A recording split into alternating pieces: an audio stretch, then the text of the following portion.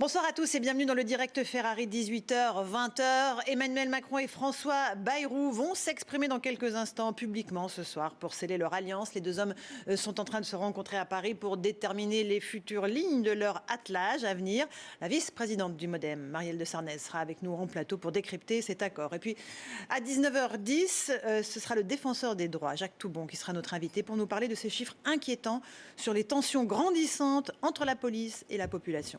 Enfin, dans le match de la présidentielle, un face-à-face entre Jean-Frédéric Poisson et Karine Berger pour le Parti socialiste. Voilà les grandes lignes de cette édition du soir.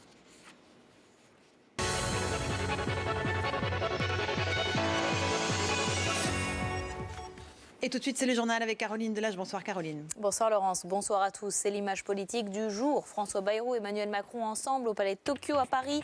Les deux hommes ont annoncé leur alliance hier. Ils vont s'exprimer ensemble devant les journalistes dans les minutes qui viennent. On ira retrouver Loïc Signor sur place pour aider. De nouvelles manifestations pour demander vengeance pour Théo. Des échauffourées ont opposé jeunes et forces de l'ordre. Place de la Nation à Paris.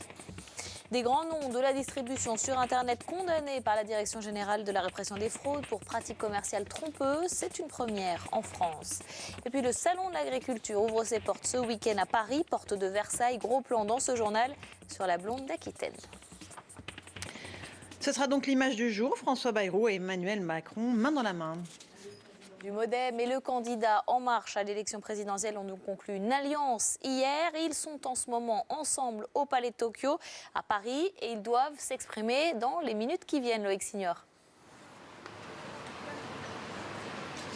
Oui, c'est plus qu'une image politique, c'est l'événement politique qu'essaye de créer l'équipe, l'entourage d'Emmanuel Macron. Dès l'annonce hier de François Bayrou au QG parisien du MoDem, les équipes d'Emmanuel Macron ont travaillé sur cette rencontre, sur ce rendez-vous entre les deux hommes jusqu'à 3h du matin hier soir. Et depuis, c'est un véritable jeu de piste entre l'équipe d'En Marche et les journalistes pour savoir où et quand allait avoir lieu cette rencontre. C'est donc au Palais de Tokyo que sont les deux hommes. Ils s'entretiennent depuis environ 1 heure désormais. Ils vont prendre la parole devant les journalistes pour annoncer cet accord, pour officialiser ce mariage politique entre les deux hommes. Reste à savoir ce que va faire exactement François Bayrou dans la campagne. L'entourage d'Emmanuel Macron précise qu'il sera toujours un homme libre, mais le MoDem milite pour une place à l'intérieur de la campagne d'Emmanuel Macron. Objectif des deux hommes, dépasser ce fameux clivage gauche-droite, ce qu'a tenté de faire en vain François Bayrou lors de ses 3 précédentes tentatives à l'élection présidentielle et qu'il compte bien réussir en 2017 aux côtés d'Emmanuel Macron.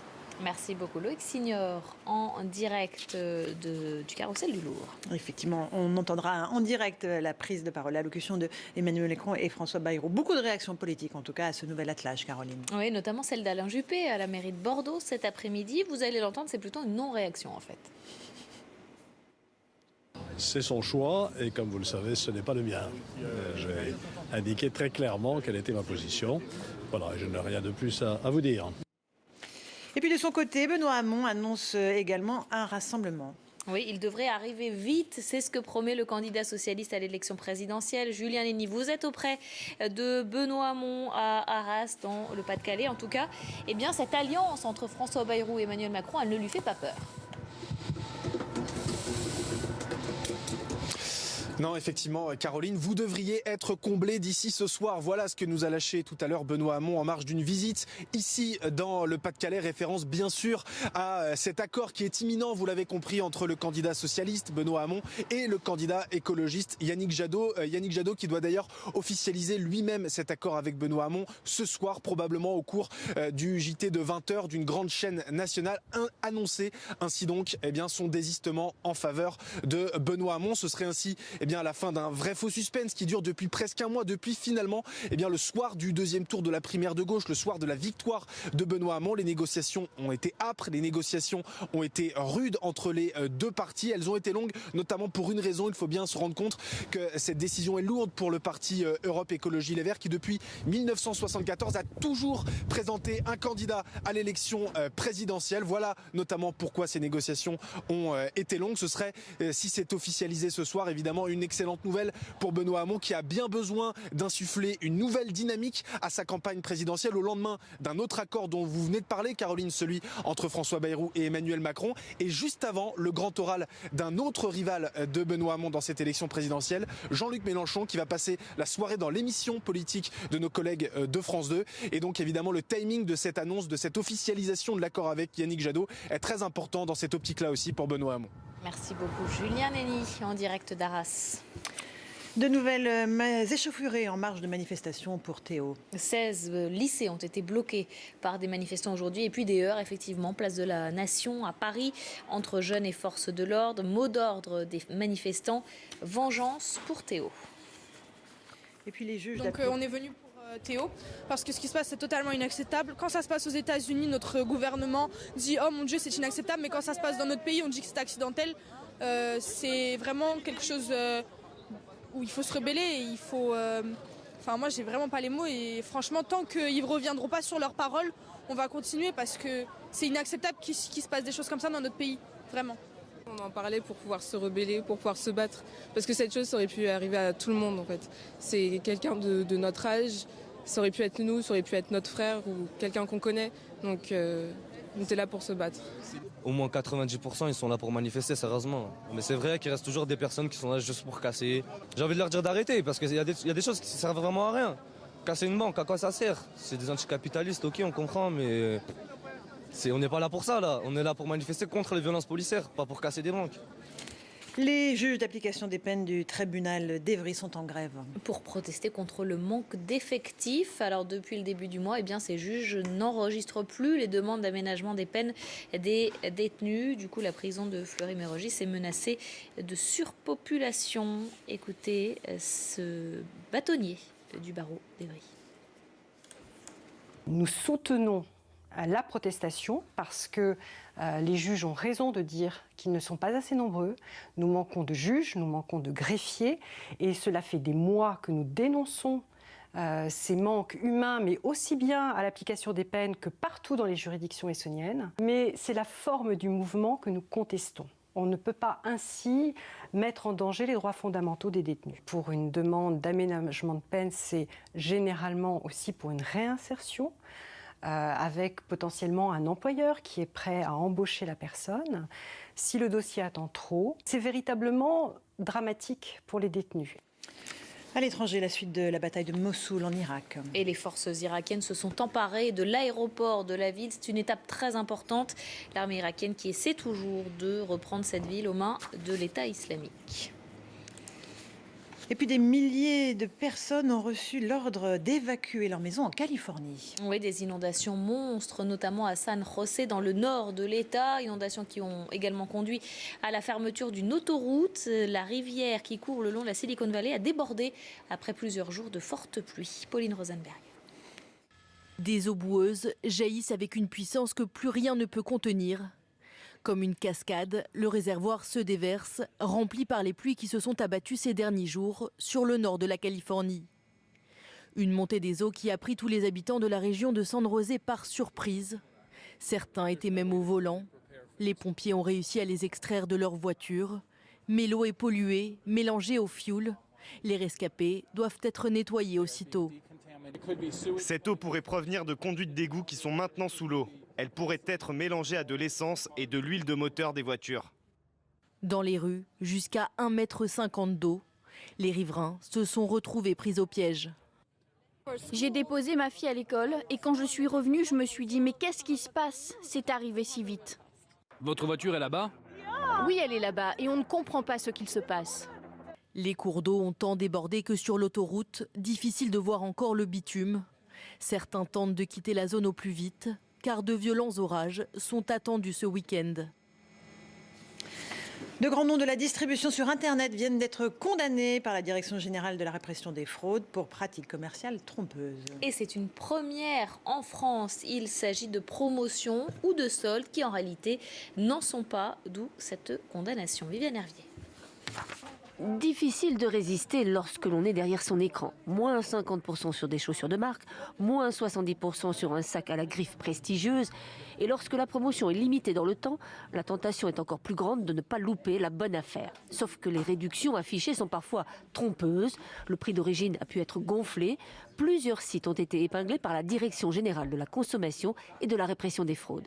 Afficher un prix de référence artificiellement haut pour faire croire au consommateur qu'il fait une très bonne affaire, c'est de la concurrence déloyale. Ces pratiques, elles trompent le consommateur en jouant sur sa perception. Parce qu'un prix affiché en réduction, ça donne l'impression au consommateur qu'il fait une bonne affaire et donc il achète plus facilement. Après enquête, de grands opérateurs comme Amazon, Zalando, H&M ou encore Vente Privée ou Gros Bill ont été verbalisés. Et c'est une première en France. Les amendes sont tombées. Au total, 2,4 millions d'euros répartis à hauteur des différentes fraudes retenues. Ces sanctions ont eu un effet positif. Nombre d'enseignes ont déjà modifié leurs pratiques pour garantir aux consommateurs davantage d'informations sur les prix. La vente en ligne, un secteur en progression constante, désormais sous surveillance. Et puis le salon de l'agriculture commence ce week-end à Paris. Et chaque année, c'est une armée de paysans qui se rendent porte de Versailles pour défendre production, élevage, produits dans le Tarn, près de Castres. Karine Moulet et Frédéric Planté font partie des incontournables porte-drapeaux des bovins de race blonde d'Aquitaine. C'est un couple d'éleveurs qui a repris l'exploitation familiale il y a 20 ans, qui ont déjà gagné plusieurs prix au salon de l'agriculture et qui participent cette année au concours de bêtes de boucherie. Reportage Jean-Luc Thomas, Romary Poteau. C'est une bête qui a énormément de dessus, de dos. C'est là que se trouvent les morceaux nobles, donc le filet, etc. Cette paisible blonde d'Aquitaine sera une des stars du salon de l'agriculture.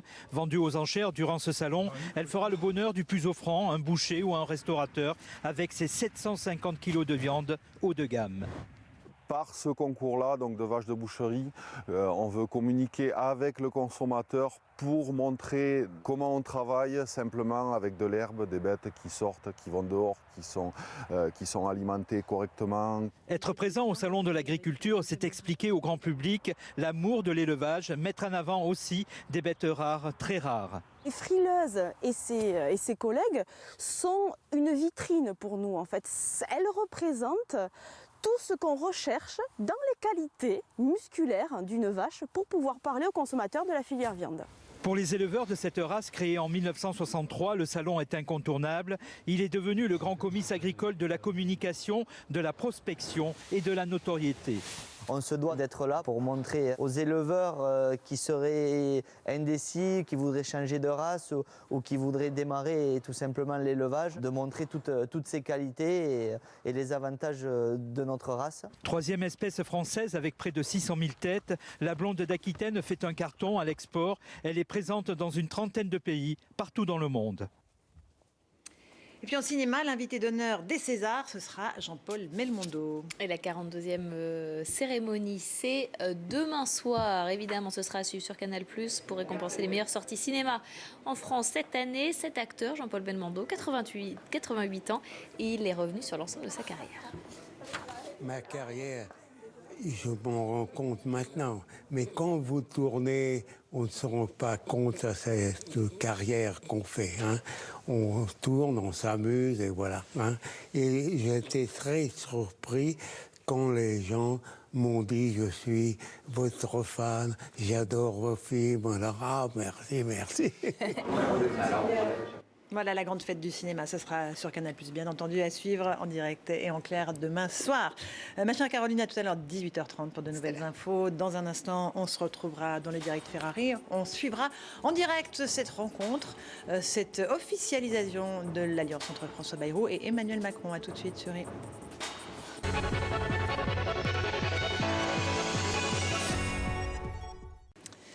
On se retrouve en direct sur iTélé avec Marielle de Sarnez. Bonsoir. Bonsoir. Vous êtes la vice-présidente du MoDem. À l'instant, François Bayrou et Emmanuel Macron sont en train de poser pour les photographes pour sceller l'alliance qu'ils ont nouée. Les deux hommes se sont rencontrés à peu près 1 heure. C'est ce qui était prévu, Marielle de Sarnez? Oui, c'est ce qui était prévu, absolument. Première rencontre pour symboliser une entente, en fait. Ils s'étaient parlé plusieurs fois auparavant Ils se sont vus la semaine dernière, mais François Bayrou n'avait rien dit de son choix à Emmanuel Macron à ce moment-là. Donc ils avaient eu un échange très général sur la situation politique. Et puis, avant de faire sa déclaration hier, François Bayrou l'a appelé en fin de matinée pour lui dire quel était son choix. quelle était la proposition qu'il allait lui faire et lui donner les 4 exigences qui étaient les 4 points importants pour nous. On imagine que c'est de ces 4 points qu'ils ont parlé tous les deux. Il n'y a pas d'énormes dissensions sur ces 4 exigences entre les deux hommes. Emmanuel Macron a répondu très très vite après la déclaration de François Bayrou hier qu'il acceptait cette proposition d'alliance et qu'il allait intégrer dans son programme, dans son projet, dans ses propositions, ces 4 points. Alors la moralisation de la vie politique, c'est un des enjeux majeurs pour c'est François vital Bayrou parce que... Et pour Emmanuel Macron aussi, vous pensez? Mais je pense que c'est vital pour le pays, je vais vous dire. On arrivera à redresser le pays, à redonner espoir aux Français, à redonner confiance, parce que c'est bien ça qui est la question posée lors de l'élection présidentielle, que si on recrée cette confiance, si on retisse cette confiance qui a été sacrément mise à mal depuis plusieurs décennies maintenant, on va dire. Et donc je considère que la moralisation de la vie publique, c'est un préalable pour montrer que oui, il peut y avoir un nouveau contrat crédible entre les Français et leurs dirigeants. Alors, un nouveau contrat et une alliance qui n'est pas un ralliement. Vous y tenez beaucoup du côté du MoDem. Énormément, et je crois que c'est sain. Et d'ailleurs, c'est sain dans toutes les démocraties qui nous entourent en Europe. C'est comme ça qu'on fait. Les gens gardent leur liberté, leur indépendance, et en même temps, ils partagent des objectifs communs. Et au fond, c'est pour la vie politique française, comme pour l'Europe, quand on est unis, quand on est ensemble, on est plus fort. Et être plus fort, c'est bien ce qu'il faudra être à l'occasion de l'élection présidentielle. On les voit tous les deux là, ils s'apprêtent à parler dans quelques instants. Ce n'est pas un ticket qui va se présenter à l'élection présidentielle. En aucun cas, parce que je vais vous dire, il y a un seul candidat à l'élection présidentielle et il y a un seul président de la République. Non, ce n'est pas un ticket. Mais je veux dire, moi qui j'accompagne François Bayrou depuis longtemps, je veux dire que c'est vraiment un geste qui l'honore. Je pense que François Bayrou pouvait être l'homme de la situation dans cette élection présidentielle, qu'il avait des atouts, au fond, une vision, une expérience, une solidité qui était importante pour le pays dans un moment où les Français sont extrêmement déboussolés. Il a choisi, et je trouve que c'est un geste à hauteur d'homme et d'homme d'État qu'il a fait, au fond, avec abnégation, comme il l'a dit. Il a choisi de construire, de renforcer, de consolider cette offre nouvelle que Emmanuel Macron peut apporter au pays. Ce qu'il a lui-même essayé de faire en 2007, ce qu'on a presque réussi à faire, mais qui finalement a échoué sous les coups de boutoir, on va dire, conjugués du Parti socialiste et du RPR. Cette fois-ci, ces deux partis sont, on va dire, plus faibles, plus fragilisés pour des tas de raisons, peut-être parce que les résultats n'ont pas été au rendez-vous à chaque fois qu'ils ont gouverné. Donc, au fond, c'est une chance historique pour le pays de tourner une page, d'écrire une nouvelle page de son histoire et de se sortir de ces difficultés. Est-ce que c'est un choix que vous lui avez conseillé? Est-ce que vous lui avez déconseillé donc de se présenter pour la quatrième? Non, j'aurais vraiment aimé qu'il se présente parce que moi, je trouve qu'il était tout à fait mûr pour cette campagne. Voilà, c'était l'homme de la situation. Et en même temps, je comprenais parfaitement, j'avais cette intime conviction aussi que dans des temps qui ne sont pas ordinaires, il faut faire des gestes qui ne sont pas non plus. Ce que veut faire François Bayrou, peut-être ce que veut faire aussi Emmanuel Macron, c'est recréer une grande famille du centre. Est-ce que ce n'était pas le cas de l'UDF il y a quelques dizaines d'années? Non, c'est pas ça, je ne pense pas. C'est créer le rassemblement le plus large possible, au-delà des clivages traditionnels, mais avec une cohérence, évidemment, de vision, une cohérence idéologique. C'est très important pour la société que nous voulons construire. C'est extrêmement important, chacun étant à sa place. Emmanuel Macron, on va dire, il est réformiste, social-démocrate, on va dire d'un centre-gauche. François vient du centre. Il y a des républicains qui ont rejoint ce rassemblement. Et moi, je souhaite vraiment que ce rassemblement, je pense qu'il est de nature à changer la vie politique française. Je pense qu'il est de nature à redonner de quoi espérer, de quoi croire.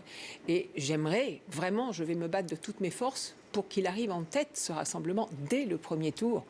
Parce que je vais vous dire, au fond, je sature un peu d'entendre les responsables politiques à longueur de journée dire « nous allons faire barrage à Mme Le Pen ». Mais il ne faut pas faire barrage à Mme Le Pen, il faut faire descendre son score.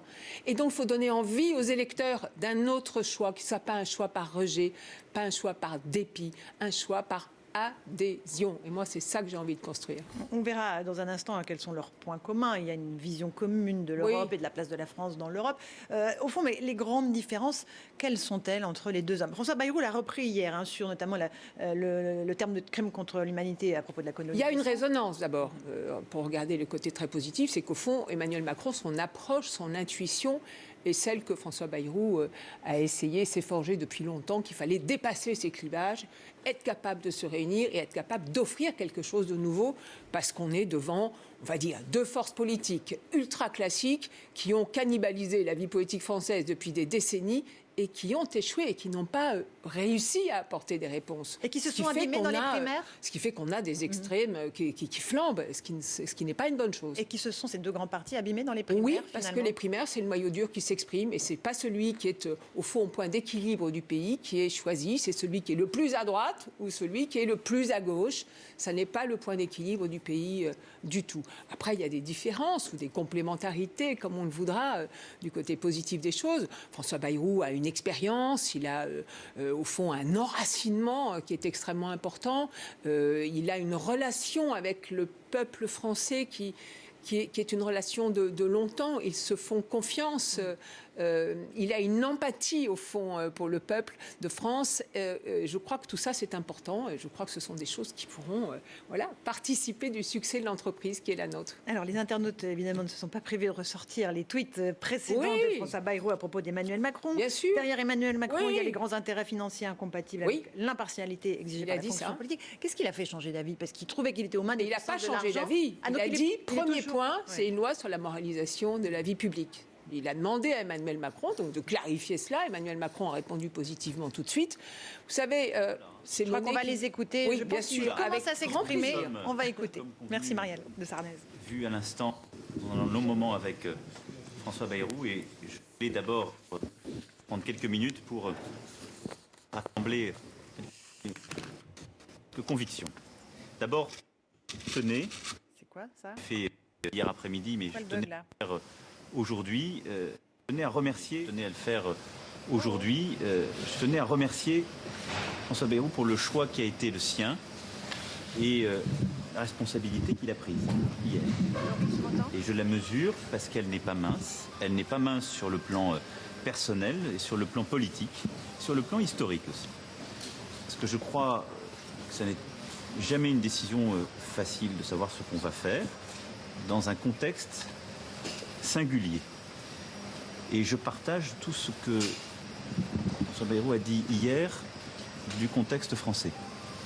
À la fois la crise morale profonde que traverse notre pays, les défis historiques auxquels il est soumis et le doute qui peut parfois s'installer dans notre peuple. Je veux donc le remercier très profondément, très sincèrement, du choix qu'il a fait et de la proposition d'alliance, parce que les mots ont une importance, qui a été faite hier. Je l'ai acceptée parce que je pense qu'elle correspond à ce que nous devons faire dans le contexte que le pays traverse, c'est-à-dire savoir nous rassembler, nous regrouper dans ce qui nous conforte et en même temps aussi nos différences et nos complémentarités. Parce que je pense que c'est éminemment ce que nous voulions faire dès le début avec En Marche, un rassemblement progressiste qui dépasse les clivages. Et c'est à cet égard le combat qui est le sien depuis des années, même des décennies, c'est-à-dire cette volonté, en tant que leader du centre, de cette famille politique qui a une histoire, d'avoir su aussi, avec courage, aller au-delà parfois des guerres de chapelle ou des clivages classiques de la vie politique française. Et parce que je pense que cette alliance, c'est aussi la condition d'un rassemblement plus large que nous portons, qui est à la fois un renouvellement de la vie politique, et j'insiste sur ce point parce qu'En Marche porte cela, parce qu'il y a aujourd'hui près de 200 000 militants qui, sur le terrain, portent ce renouvellement, mais qui est aussi le mariage avec des familles politiques qui ont leur histoire, qui partagent ces valeurs et avec lesquelles je veux que nous construisions dans ce que nous avons de commun et dans la singularité de chacune de ces familles politiques. Donc l'étape franchie hier, la décision que nous avons prise ensemble d'alliance, est à mes yeux un vrai tournant, non seulement de cette campagne, mais également de la vie politique française, parce qu'elle matérialise, ce faisant, eh bien, la capacité en acte de revenir sur des clivages classiques de notre vie politique. Nous avons, pendant un peu plus d'une heure, parlé du fond, du projet que je présenterai la semaine prochaine, des éléments sur lesquels François Bayrou est revenu d'ailleurs hier, le travail d'une part et la moralisation de la vie politique d'autre part, qui seront d'ailleurs inscrites au sein de ce projet de manière éminente, et de l'organisation justement sur le fond qui sera la nôtre dans les prochaines semaines, avec une volonté, je terminerai sur ce point, qui est de construire à travers cette alliance, le rassemblement et ce renouvellement que je veux porter dans cette campagne, les conditions solides d'un espoir nouveau, d'une capacité française à entrer dans le XXIe siècle. Et en étant fidèle à ses valeurs, à son histoire, de réussir à inventer des nouvelles formes de progrès, où chacune et chacun doit trouver sa place. C'est cela l'ambition qui est la nôtre, c'est cet optimisme exigeant, en tout cas que j'entends porter jusqu'au bout et pour lequel je remercie François Bayrou de son choix pays.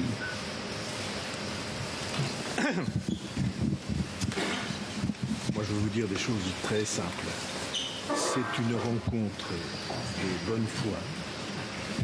Et c'est une rencontre dont le but, l'objectif, la détermination est simplement de rendre de l'espoir à un pays qu'il avait perdu. On était dans une vie politique qui est pour les Français un très grand marasme. Ils ne s'y reconnaissaient plus. On avait l'impression que tout le monde était perdu, déboussolé.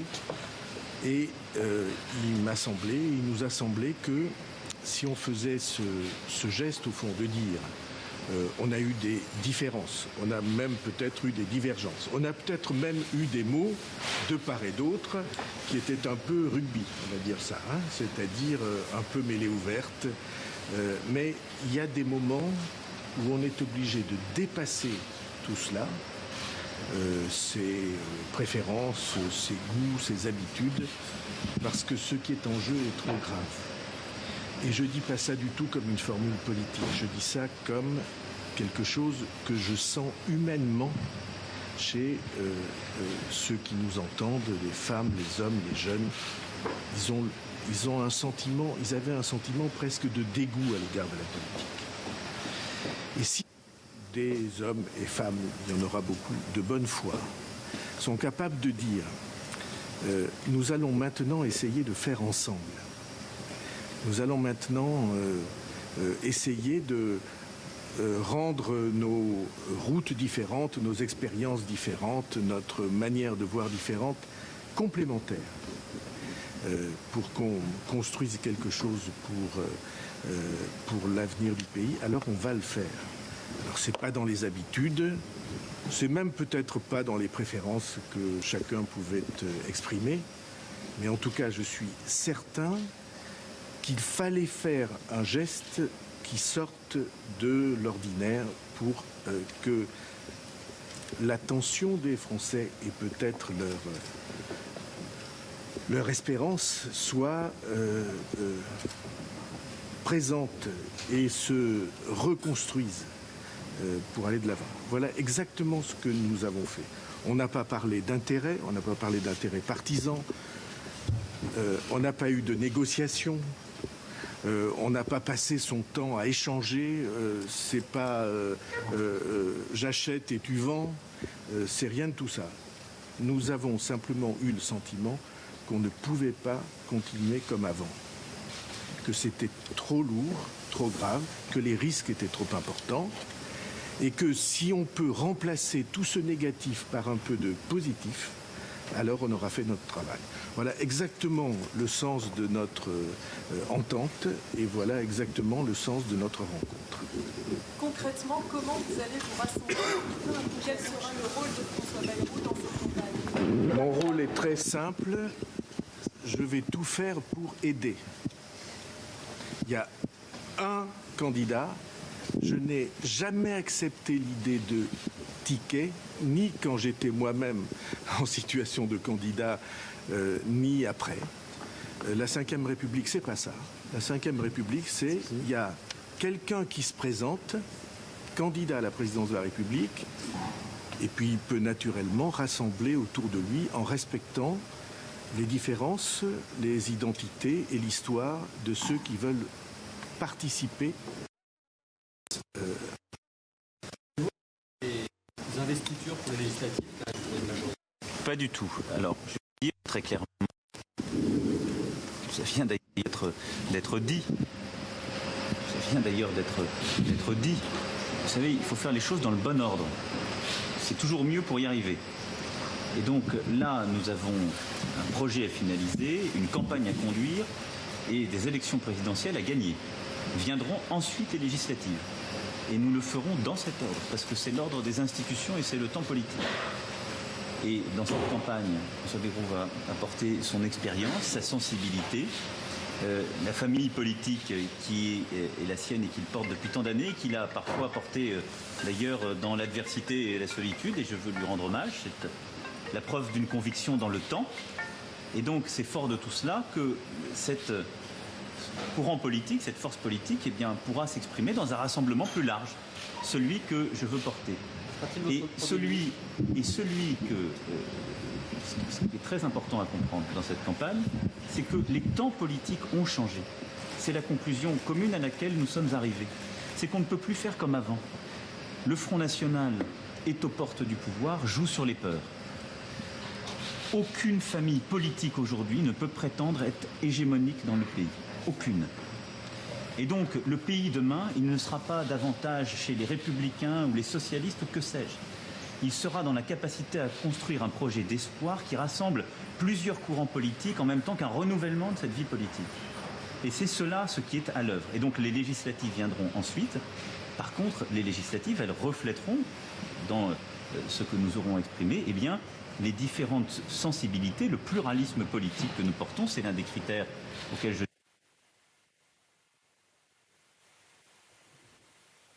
sa place pleine et entière. Ça n'a aucun sens de dire ça aujourd'hui. Ce qui vient d'être dit par Emmanuel Macron est très important. Et c'est naturellement le cadre de cette entente que nous avons. C'est que on va changer de monde politique, on va sortir de l'idée qu'un parti a tous les pouvoirs pour bâtir une entente, une alliance qui soit respectueuse de l'identité de chacun.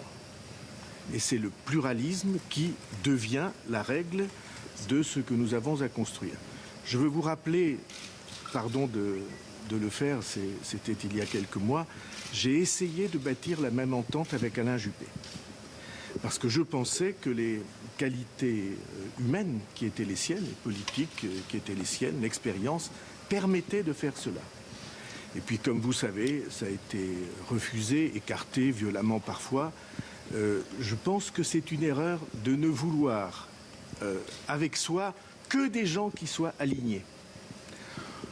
Ce n'est pas un secret que nous avons des différences, des nuances, et il est bon qu'il en soit ainsi. Je pense qu'on a dit des choses assez franches les uns sur les autres. On vient, vous savez, curieusement, Emmanuel Macron, il a l'air comme ça de quelqu'un plutôt... En réalité, sa grand et des Pyrénées. Je veux vous rappeler que les Guignols, autrefois, pour moi, c'était faux, mais pour lui, c'est vrai. Et donc cette idée-là, je salue d'ailleurs au passage le maire de Bagnères de Bigorre, qui est un ami tous les deux. Et donc, nous avons quelque chose qui, comme ça, ataviquement, nous relie tous les deux aux Pyrénées.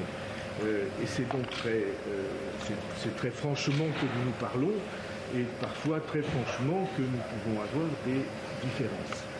Et c'est très important qu'on ait la franchise de les exprimer. J'en ai exprimé quelques-unes hier. Et ça continuera comme ça, parce que dans la vie, dans une famille, dans une aventure collective, il est bon que chacun demeure ce qu'il est.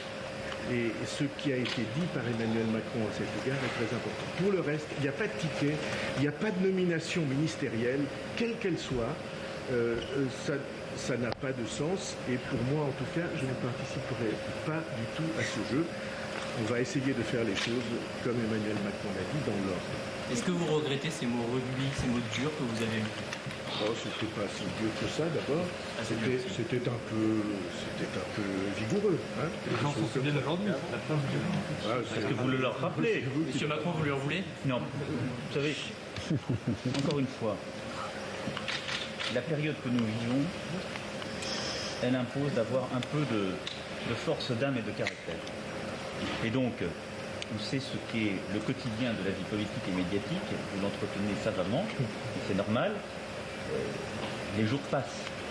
Par contre, les défis qui sont devant nous, et je crois ce qu'attendent nos concitoyens, c'est au-delà de ces contacts qu'il peut y avoir, en effet, rugbystiques ou autres, que nous sachions construire ensemble. Parce que, à la fin des fins, gagner une élection présidentielle, ça veut dire rassembler la majorité des Français et présider pour tous les Français. Si vous vous arrêtez aux moindres divergences avec chacune et chacun, vous ne vous mettez pas en situation de faire. Et donc de pouvoir donner un cap. Et ce cap, vous le donnez à des familles politiques, à des femmes et des hommes dont les convictions peuvent être très différentes sur beaucoup de sujets, et c'est ainsi. Et moi, je n'ai jamais supporté, je suis nouveau venu dans la vie politique, et je l'assume, et c'est d'ailleurs cette différence entre nous qui est aussi une complémentarité qui m'importe. Je n'ai jamais supporté le caporalisme dans lequel aujourd'hui le système politique et médiatique voudrait nous enfermer. Quand on est dans un camp ou avec quelqu'un, on devrait penser tout pareil. Je ne sais quelle est votre vie, mais enfin, moi, je n'ai pas envie de vivre avec quelqu'un, même familialement, qui pense tout pareil que moi. Et donc c'est très bien que dans une entreprise politique, dans une conquête comme celle que nous entreprenons, eh bien, il y ait des différences et des complémentarités.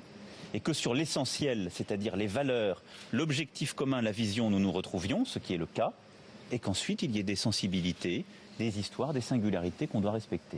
Parce que la vie est ainsi faite. Et on a voulu faire de la politique quelque chose qui ne correspond pas à la vie. Et les gens s'en rendent compte assez vite. Monsieur Bayrou, vous avez obtenu des garanties dans le programme ? En tout cas, je veux dire, parce que c'est la suite exactement des phrases que Emmanuel Macron vient de dire, que pour moi, j'ai indiqué les 4 points qui me semblaient nécessaires pour une rencontre, et Emmanuel Macron a dit qu'il était favorable à ces 4 points. Il y en a un pour lequel j'avais une exigence absolument particulière, c'est la moralisation de la vie publique. On est dans un moment où l'idée que tout le monde ferait ce qui est répréhensible a fini par s'insinuer dans l'esprit des gens. Et c'est en partie parce que nous n'avons pas en France les règles qui existent ailleurs. Et notamment sur ce qu'on appelle conflit d'intérêts, c'est-à-dire le fait que de très grands intérêts privés essaient de prendre le pas sur la décision publique par un certain nombre de manœuvres à l'égard des responsables politiques. C'est sur ce point que nous nous sommes accordés, et ce n'est pas un secret que nous avons parlé à peu près un quart d'heure dans cette rencontre, de cette question absolument essentielle, pour qu'il ne puisse pas y avoir de soupçons. Et de ce point de vue-là, je pense que vous verrez que le texte qui figurera dans le programme sera indiscutable, insoupçonnable. Et pour moi, c'était très nécessaire pour faire un pas en avant. Et donc, sur ce point-là, nous avons un accord absolu, complet. Sur le reste, on n'aura pas de difficulté.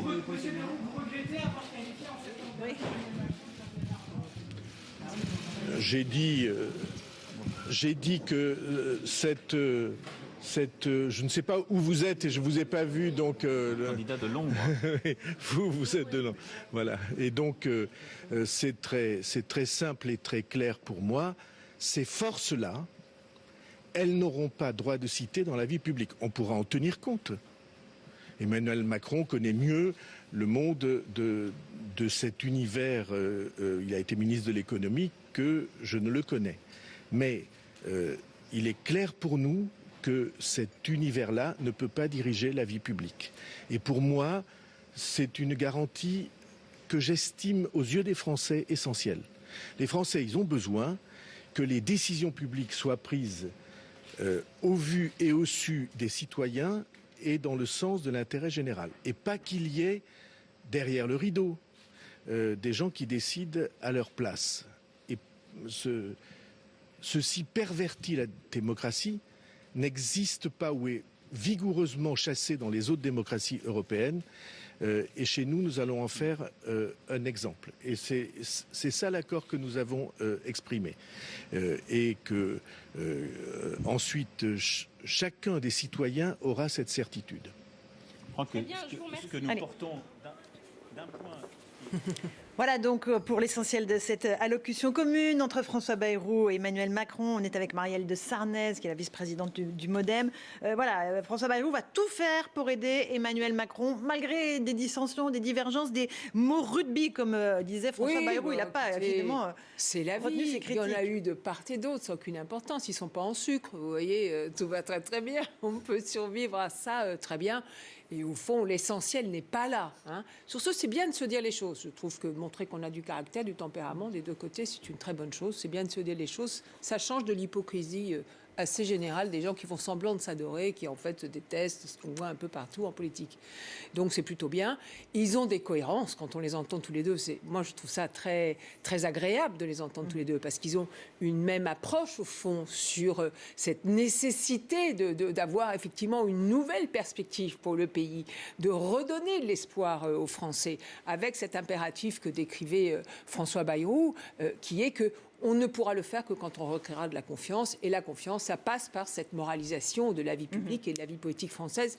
C'est absolument vital. Il y a quelque chose qui semblait très important pour François Bayrou, c'est-à-dire qu'il n'y a pas de négociation. On n'est pas en train de faire des négociations d'arrière-boutique. On ne négocie pas pour les législatives. Avant, il y a la présidentielle. Mais c'est extrêmement important, ça. D'abord, les seules, au fond, exigences qu'a portées François Bayrou, il les a dites publiquement. Ça change de tout ce qui se fait en général derrière les rideaux, derrière les portes closes. On ne sait pas ce qu'ils se disent. Ils sortent, ils disent on a parlé de ça, en fait ils ont parlé d'autre chose. Il l'a dit hier, j'ai 4 exigences. Emmanuel Macron a répondu. La question des législatives, elle est très importante. Et ce qu'a dit Emmanuel Macron, moi ça me plaît beaucoup. C'est la logique des institutions de la 5e que et les Républicains d'un côté et le Parti Socialiste de l'autre ont complètement zappé et oublié depuis longtemps. C'est-à-dire qu'on fait d'abord une élection présidentielle, on a une majorité présidentielle de premier tour, une majorité présidentielle de deuxième tour, et à partir de cette majorité présidentielle, de qui vous a rejoint, de qui vous a soutenu, de qui vous avez rassemblé, il y a une majorité parlementaire et ensuite un gouvernement. C'est ça la logique des institutions de la 5e. Or, les Républicains d'un côté, les socialistes de l'autre, ont fait exactement l'inverse. Ils font des accords d'appareil, des accords de boutique, avant les élections présidentielles, quelques-uns, même 6 mois avant, c'était même avant les primaires pour les Républicains. On marche complètement à l'envers. C'est ce que Martine Aubry avait fait la dernière fois pour François Hollande. C'est ce que les Républicains ont fait encore cette fois-ci. C'est absolument pas sain. La question des législatives, elle doit s'inscrire derrière la majorité que vous formez au présidentiel. Est-ce que François Bayrou est véritablement capable de s'effacer derrière Emmanuel Macron? Est-ce qu'il va faire campagne à ses côtés ou pas du tout? La réponse est oui. François Bayrou, il a un seul objectif. Mais au fond, c'est l'objectif de toute notre vie, de sa vie, de la nôtre qui l'accompagnons. C'est de changer cette vie politique et cette vie publique française et de redonner de quoi croire, de l'espoir, de l'espérance aux Français, de régler les problèmes des Français, que ce soit la question de l'école, de l'économie, du salaire, du revenu, du travail. Voilà, et il faut s'y atteler. Ça fait 30 années quand même que les gouvernements successifs de droite, de gauche, de droite ont échoué à faire les réformes nécessaires et à apporter une vie meilleure aux Français. C'est ça notre seul objectif. François Bayrou, à la place qui est la sienne, avec la personnalité qui est la sienne, avec au fond ce qu'il peut apporter, il fera à sa place tout ce qu'il faut, tout ce qui est nécessaire pour que le pays s'en sorte et qu'Emmanuel Macron soit élu président de la République. Un dernier mot rapide, en dehors de la loi sur la moralisation publique, qui était une exigence de François Bayrou, est-ce qu'il y aura d'autres choses que Emmanuel Macron va prendre dans son programme qui sera présenté? Il y a une deuxième chose qui est très importante. Il y a évidemment tout ce qui traite à la démocratie, au pluralisme, ils en ont parlé, mais il y a la philosophie aussi de toute l'action publique qui est arrêtons d'accroître les inégalités. Donnons à chacun sa chance. Donnons toute sa place au travail. Je veux dire, faisons en sorte que, oui, les Français puissent s'y retrouver demain, que ceux qui n'arrivent pas à boucler leur fin de mois, ils puissent le faire, qu'on puisse travailler, qu'on puisse gagner davantage et qu'on remette ça au centre et qu'on n'aille pas toujours, au fond, à cette espèce de guerre mondiale de la mondialisation, au salaire toujours le moins cher possible. Ça, c'est pas possible. Il faut inverser la courbe. Merci beaucoup Marielle de Sarnez, vice-présidente du MoDem, d'être venue ce soir sur iTélé pour commenter avec nous cette première allocution aux communes d'Emmanuel Macron et de François Bayrou qui ont donc scellé leur alliance publiquement. Dans un instant, on fera un point météo et ce sera le journal de 19h. À tout de suite.